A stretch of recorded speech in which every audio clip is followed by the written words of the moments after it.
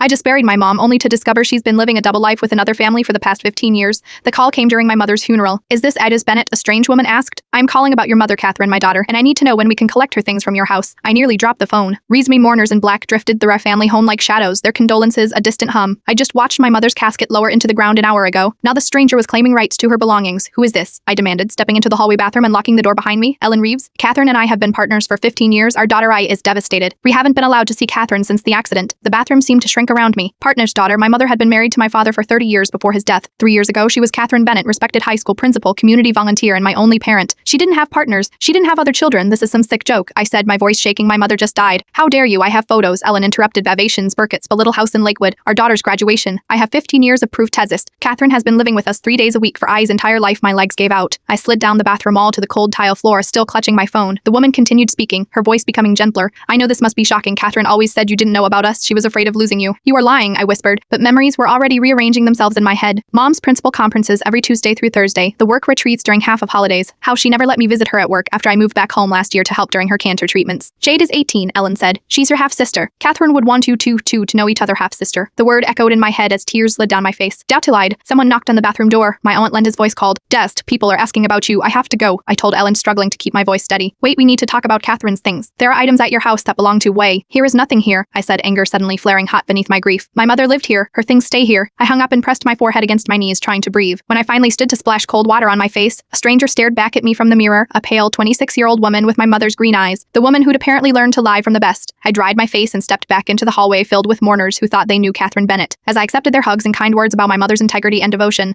I wondered how many other secrets had died with her back in the living room. I found my mother's best friend, Grace, arranging casserole dishes brought by neighbors. She'd known Mom since college. Hey, you disappeared, Grace said, squeezing my shoulder. You holding up okay? I looked into her familiar face and took a gamble. Grace, does the name Ellen Reeves mean anything to you? Her hand froze on my shoulder and her eyes darted away. That was all the confirmation I needed. You knew, I said flatly. Grace pulled me into the kitchen away from other guests. When is the day? Tomorrow? Next week? Mom's dead. She had another family you knew and never told me. Grace's face crumpled. It wasn't my secret to tell. Your mother made difficult choices. Difficult choices? I hissed. She lived a double life. She had another daughter. Grace gripped my hands tightly. Keep your voice down. Yes, your mother had a relationship with Ellen. Yes, they raised her together. But Catherine loved you more than anything in this world. Stop. I pulled my hands away. Every Tuesday through Thursday for 15 years. She wasn't just having an affair. She built a whole other life. She had another daughter, half your age, Grace said quietly. I was born after your father's first heart attack. Catherine thought he might not recover. They'd been struggling for years. When he did get better, she found herself with two families she couldn't bear to lose. The room swayed around me. My father had his first heart attack when I was 8. All those years, my mother had been dividing herself between two homes, two lives. I need everyone to leave, I said suddenly, unable to bear the weight of all these people who'd come to honor a woman none of us had truly known. Mia, help me get them out, please. Grace hesitated, then nodded. I'll tell them you are not feeling well, which is true. 30 minutes later, the house was empty except for Grace, who I'd also asked to leave, standing alone in the front hall. I looked at the family photos lining the wall, my mother's smile, her arms around me at my college graduation, the three of us, Mom, Dad, and me at the beach at Christmas on my 16th birthday. All the while, another daughter had been growing up across town. Another family had been loving the same woman, and I'd had no idea. I walked slowly up the stairs to my mother's bedroom, which I'd been too heartbroken to enter since the accident 2 weeks ago. The familiar scent of her perfume still hung in the air. I looked around the immaculate room with new eyes, wondering what secrets it held. The closer felt like neutral territory, so I started there, sliding hangers along the rod, Feskart suits for work, casual clothes for weekends with me.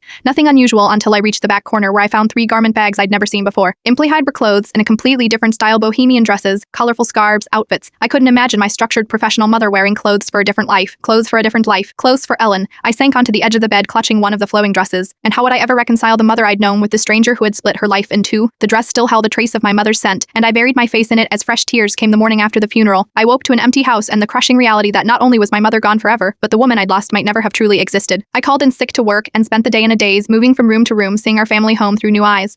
How many lies had been told within these walls? How many times had Mom kissed me goodbye, saying she was heading to a principal's conference when she was actually going to her other daughter? I found myself in front of my mother's home office, a space that had always been strictly off limits when she was alive. Private school business, she'd said whenever I'd asked about her locked file cabinets or password-protected computer. Now I wondered what she'd really been hiding. I found the key in her bedroom inside a small jewelry box where she kept her most precious items, including, I now realized, the key to her secret life. Inside the office, everything looked orderly and professional. At first glance, degrees on the wall, educational journals on the shelves, a sleek desktop computer on the polished desk. But the bottom drawer of her file cabinet revealed a different story. Inside were bank statements for accounts I'd never known about, property records for a house in Lakewood, a small community about 30 minutes away, and photographs, dozens of them, of my mother with a brown-haired woman and a teenage girl who had my mother's green eyes and smile, Ellen and Nee. My mother's other family in one photo. They stood in front of a small blue house, arms around each other, looking like any normal happy family. The date stamp showed it was taken just 3 months ago, right before Mom's cancer took a devastating turn. I spread the photos across the floor, piecing together the timeline of their life together: birthday parties, Christmas mornings, beach vacations. There was even a photo of what appeared to be some kind of commitment ceremony, with Mom and Ellen exchanging rings. evenings surrounded by smiling friends, including Grace. How had she maintained this deception for so long? How had I not seen the signs? My phone rang, startling me. The screen showed an unknown number. Maya, it's Ellen again. I am sorry about yesterday, but we really need to talk. I stood up, suddenly furious. I found the photos and the bank records and the deed to your house. There was a pause. I am not surprised. Catherine kept records. She was always meticulous. Did she pay for your house for everything? We had an arrangement, Ellen said carefully. Catherine helped with the house because she wanted Alk to have stability. I worked part-time so I could be there for Alpha when Catherine couldn't be. While I was alone, I said bitterly, my dad died 3 years ago and Mom was still splitting her time between us even then. Your father's death was hard on her, Ellen said. She almost told you about us then, but she was afraid of losing you. She already lost me, I said. She just didn't know it yet. After hanging up, I continued my search. Mom's computer was password protected, but I knew her well enough to guess that it would be something related to me. After several attempts, I tried my birthday backward and I was in her email revealed even more. Messages to Ellen about schedule changes, Ute about ACE school events, discussions about shared expenses and vacation plans. She'd maintained separate email accounts for her two lives, switching between them as easily as she'd switched homes. In a folder labeled contingency, I found a document dated just weeks before her death. It was a letter addressed to me, Amya *sen. If you are reading this, something has happened to me and you've discovered the truth I was never brave enough to tell you. I know you must be hurt and angry beyond measure. You have every right to the *sen. The only thing I can say is that my love for you was never a lie. You always have been, but I made choices years ago that spiraled beyond my control, and every day that passed made it harder to undo them. Ellen and A are family too. A is your sister and she deserves to know you.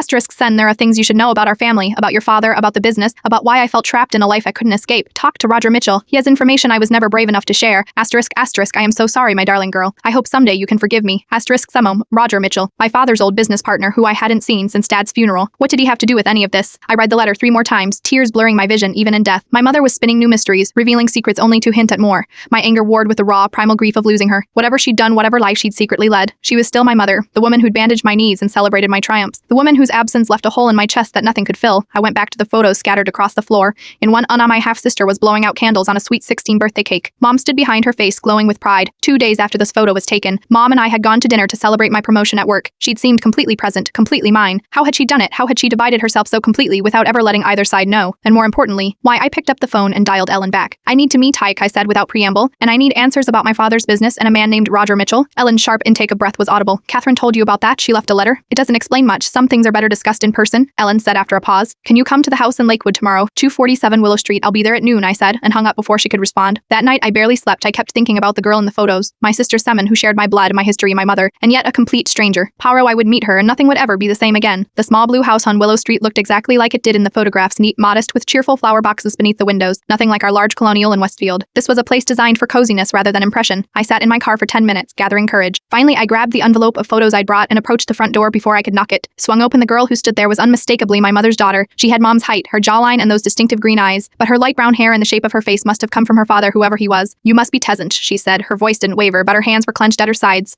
I am me. We stared at each other, these two fragments of Catherine Bennett suddenly face to face. Can I come in? I finally asked. She stepped aside and I entered the home where my mother had spent half her life. The living room was warm and eclectic, colorful throw pillows, bookshelves crammed with paperbacks, family photos everywhere, so different from the tasteful, restrained trainer of our house. Ellen emerged from the kitchen, wiping her hands on a dish towel. Thank you for coming, she said. Would you like some tea? I didn't come for tea, I said. I came for answers. Jade gestured to the couch. Then let's talk. I sat across from them, these strangers who had shared my mother, and placed the envelope of photos on the coffee table. When did it start? The truth? Ellen and I exchanged glances. Then Ellen spoke. I met Catherine at a teacher's conference 18 years ago. I was a kindergarten teacher at Lakewood NAFIP. She was already a vice principal at Westfield High. We became friends first, then more. She paused. Your father had his heart attack that year. She told us they were separated. On added that they were only staying together for your sake. The familiar anger bubbled up. They weren't separated. My father loved her. We were a family, yes you were, Ellen acknowledged. But there were problems in their marriage that Catherine didn't share with you. Your father's business troubles, the pressure she was under. What business troubles? Dad was successful. His construction company built half the commercial properties in the county. Ellen looked uncomfortable. That's something you should discuss with Roger Mitchell, like Catherine suggested. I am asking you, it's complicated. Taz. Catherine protected you from a lot. Stop saying that I exploded. She didn't protect me. She lied to me. Every day for 15 years. Jade leaned forward. She lied to me too. I grew up thinking my father was dead. I only found out he never existed 2 years ago. That pulled me up short. What Jade's expression was a mirror of my own pain. Mom Ellen, she told me when I was 16. My biological father was an anonymous sperm donor. They chose him because he had similar coloring to our mother. Your mother, I corrected automatically. Jade didn't flinch. She raised me. She's my mother too. The room fell silent as we stared at each other. This girl who was my sister but had never known the same life I had, who had grown up in this cozy house while I lived in our pristine colonial, who had Ellen 3 days a week and Catherine Mom the other 4. Did she ever talk about me? I asked, hating how small my voice sounded. Jade nodded. All the time she kept photos of you here, read me stories about you, said someday when the time was right we'd meet. Her voice caught. But then she got sick so fast. I thought about all the time we'd lost, not just since Mom's death, but all the years before I Berksits we could have shared, holidays, all the sisterly milestones we'd never have. What was she like here? I asked. With you, a small smile touched Twee's lips. Sang off key while she helped me with homework. She hesitated. Gua than at work, I think. Different than at home with me too. Mom had always been perfectly put together, controlled. I'd rarely seen her truly let her guard down. Ellen stood up. Let me get that tea and perhaps something stronger for you, Tezaish. When she left, left Alwene and I studied each other openly. This is so messed up, I finally said. Yeah, Mai pulled her knees up to her chest when she died. They wouldn't even let us see her in the hospital. We weren't family. Mom Ellen, she was destroyed 18 years together, and she couldn't even say goodbye. I hadn't considered that while I'd been by Mom's bedside through her final days.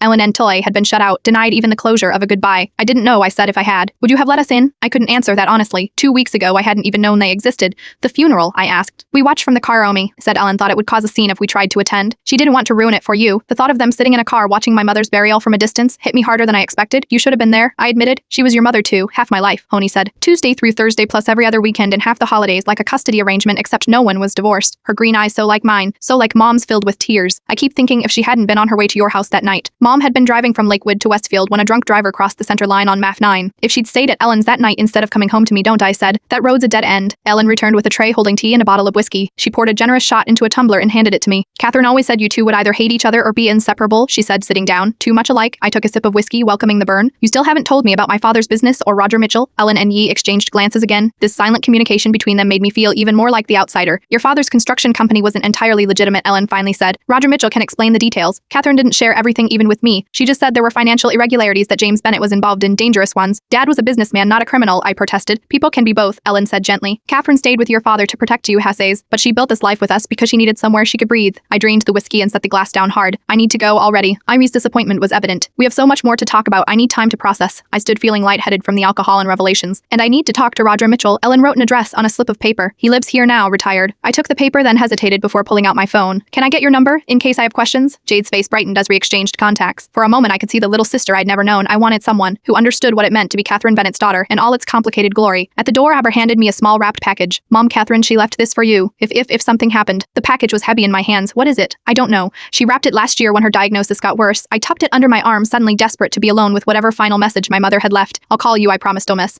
And I was surprised to realize I meant it. Roger Mitchell lived in a modest retirement community just outside Lakewood. His small house was meticulously maintained with precisely trimmed hedges and freshly painted shutters. It looked nothing like the affluent home he'd owned when he was my father's business partner. He answered the door himself, a stooped version of the hardy man I remembered from childhood. Age had thinned his frame and whitened his hair, but his sharp blue eyes were the same. Maya Bennett, he said, not sounding surprised. I wondered when you'd show up. You knew I'd come. Catherine told me she left instructions. After she died, it was only a matter of time. He stepped back. Come in. We have a lot to discuss. His living room was sparsely furnished but comfortable naval memorabilia. Decorated the walls. Roger had been in the Navy before going into business with my father. You've met them, he said as we sat down. Ellen and the girl yesterday, I confirmed. They said you could tell me about Dad's business, about why Mom felt trapped. Roger sighed heavily. Your mother was a remarkable woman. She protected you from so much. I wish people would stop saying that, I snapped. Living in ignorance isn't protection in this case. It was. Roger leaned forward. What do you know about Bennett and Scritton? It was successful. Dad built shopping centers, office parks. He had government contracts. Yes, very lucrative government contracts. Roger's tone was pointed. Have you ever wondered how a mid-sized local company managed to secure so many high-value projects over much larger competitors? I hadn't actually. Business had never interested me. Are you saying Dad was bribing officials? Bribing, yes, but that was just the surface. Roger got up and poured 2 glasses of water. Bennett Unscritted was laundering money for organized crime, had been for decades since your grandfather started the company. The room seemed to tilt. That's impossible. Dad was a legitimate businessman. Your father was a front man with excellent community connections and political relationships, perfect for securing contracts that could mask millions in illicit funds. Roger handed me a glass. The construction business is ideal for money laundering, cash-intensive virtual costs, physical assets. I thought about our family home, my private school education, the vacations and cars and comfortable life. Had it all been built on criminal money? Mom knew. My voice was barely audible, not at first. She found out after they were married when you were about 5. By then she was trapped. James made it clear that if she left, if she exposed anything, there would be consequences, not just for her, but for you. So she stayed, I whispered. She stayed, Roger confirmed. But when James had his heart attack, she thought she might be free. That's when she met Ellen Purdar, a separate life where she could be herself. And when Dad recovered, she couldn't leave either life by then. Isfed and exposed James without endangering you and herself. Isfed didn't leave Ellen, and eventually why? I tried to reconcile this with the father I'd known, the man who taught me to ride a bike, who cheered at my soccer games, who'd cried at my college graduation. If this is true, why are you telling me now? Aren't you implicated too? Roger's smile was sad. I've had terminal cancer for 8 months. Test sheets, I've got weeks, maybe days left. For here is nothing they can do to me now. I noticed then how gaunt he was, how the skin seemed stretched over his skull. How had I missed it? The organization your father worked for has been weakened over the years, but they're still operational, Roger continued. After James died, they approached Catherine, thinking she would take over his role. Mom, why would they think that? Because she'd been handling some of the financial side for years. Your mother was brilliant with numbers, but she played dumb, pretended she knew nothing about the illegal operations. They seemed to buy it, but they never fully trusted her. My head was spinning. My straight-laced, rule-following principal mother had been involved in money laundering. The accident, I said suddenly. Was it really an accident? Roger's silence was answer enough. Oh God, I pressed a hand to my mouth. They killed her. I don't have proof, he said carefully, but the timing was suspicious. Catherine had been asking questions, looking into old records. I warned her to leave it alone.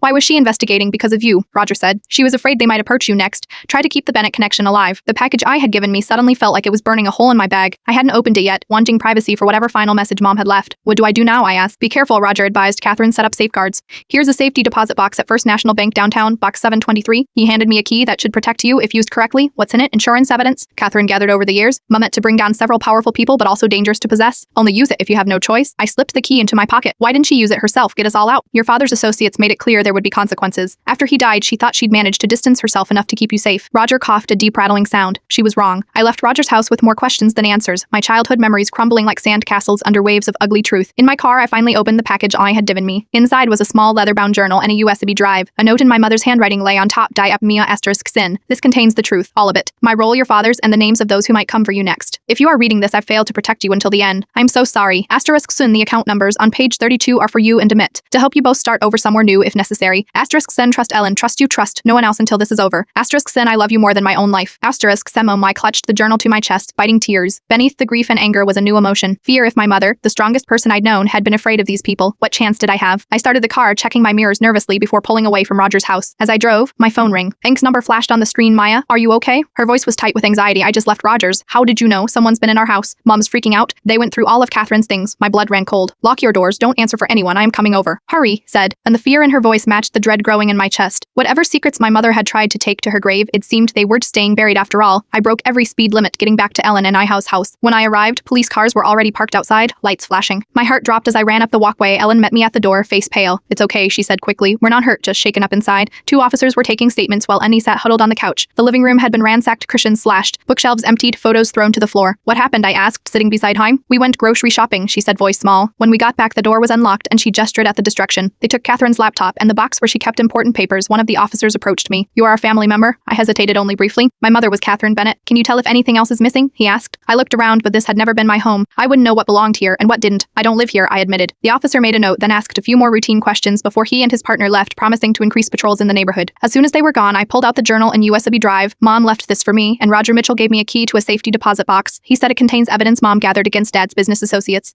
Ellen sank into a chair. I knew she was keeping records, but I thought it was just for protection. She trailed off, looking around at the destroyed room. Not for this, I finished. I think we need to look at what's on this drive. Jade went to get her laptop, and we huddled around it at the kitchen table. The USB drive was encrypted, but the password was in the journal, a combination of my birthday and eyes. The drive contained hundreds of files, financial records, photos, recorded conversations, scanned documents, years of meticulous evidence, gathering by our mother. Look at this, I said, opening a folder labeled Connections. Unfiled were photos of prominent local officials, the mayor, 2 city council members, a judge meeting with men I didn't recognize. Who are these people? Ellen pointed to one heavyset man with silver hair. That's Vincent Castellano. He controls most of the organized crime in this part of the state. How do you know that? I asked, surprised. Catherine told me enough to be careful, Ellen said. Vincent's son Michael was particularly dangerous. He handled enforcement. As if summoned by the name, a photo of Michael Castellano appeared on screen. He was younger than his father, handsome in a harsh way, with cold eyes. In the photo, he was shaking hands with my father. We spent hours going through the files. The picture that emerged was devastating. My father hadn't just been laundering money. He'd been a full partner in the Castellano organization for decades. Bennett and Skirden had built properties specifically designed for illegal enterprises with hidden rooms, secret access points, enhanced security systems. Did you know any of this? I asked Ellen. She shook her head. Catherine kept most of it from me, said it was safer that way. Jade, who had been quiet, suddenly pointed at the screen. Wait, go back to that file. I clicked back to a document we'd just skimmed. It was a list of properties with notes beside each. That address, Ing said. 1420 Harborview. That's where I had dance classes until last year. Food processing center, high security, etc. Fitzgerald Front, your dance teacher was Cynthia Fitzgerald, right? Ellen asked sharply. Jade nodded. She closed the studio suddenly. Last winter said she was moving out of state. Ellen and I exchanged glances. How many parts of our lives had been touched by this organization without our knowledge? Deep in the files, we found something even more disturbing: surveillance photos of me